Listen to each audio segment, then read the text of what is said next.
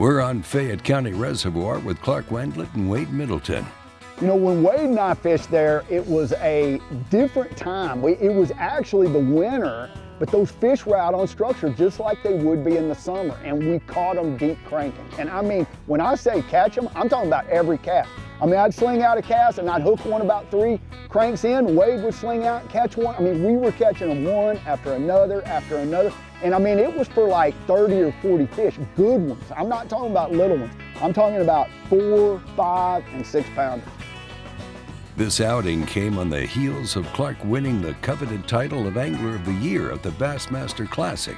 And not only did we get to see Clark and Wade reel in some impressive fish, we also got a little insight into key factors that played into his success on the water. I got one. It's pretty big. Wade knows what he's doing though. He saw about right where I caught that one. Just coming up after asking questions, and now I have a feeling. Oh, it's a good one. I have a feeling he's gonna throw out there and catch one pretty quick. I learned a long time ago to repeat what the good guys do. Fatty. Look how thick he is, man. I mean, he's not that long, but he's thick. That's what you call pre-spawn. Good start to the day.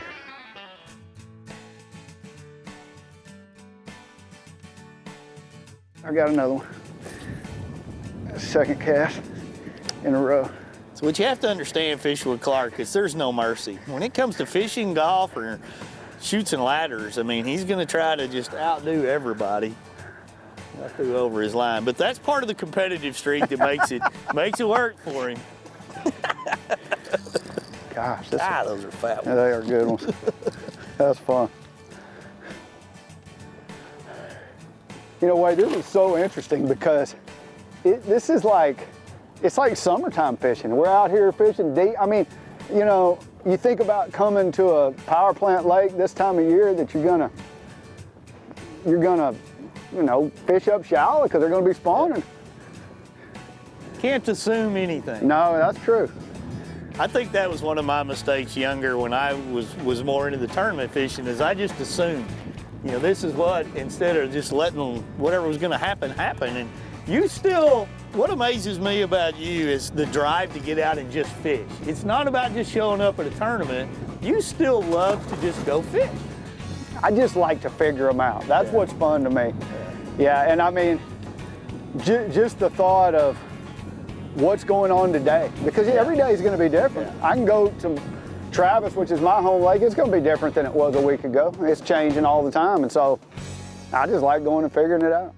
Well, what I noticed in just our conversations, because we talk about different things, rod selection, electronics, and you really took that Livescope mentality to another level.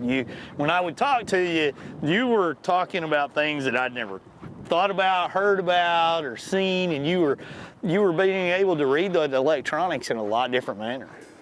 Well, you know, Livescope it's an amazing technology, and we both talked about that, you know, ad nauseum, and you can see fish, but it's just so much fuller than that. You know, it's so much more than just the fact that, yeah, you can see some fish.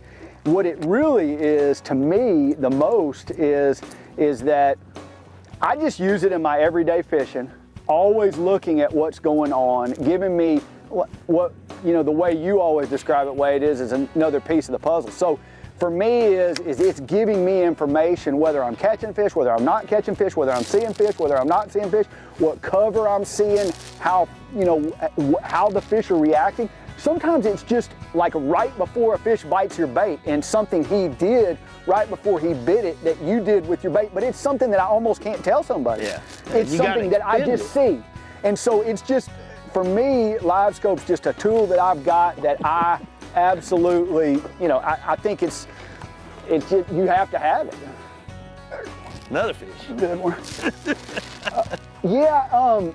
You know, Livescope was real impactful on my year. It played a big part in it, and it helped me repeat those smallmouth, but it wasn't always seeing fish. You know, everybody thinks, oh, he's just seeing fish, but it might be rocks, it might be, you know, it could be boulders, it could be, I mean, there could be any multitude of things, but it just helps you with the information gain.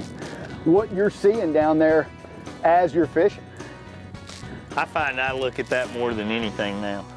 It's just what I like to study.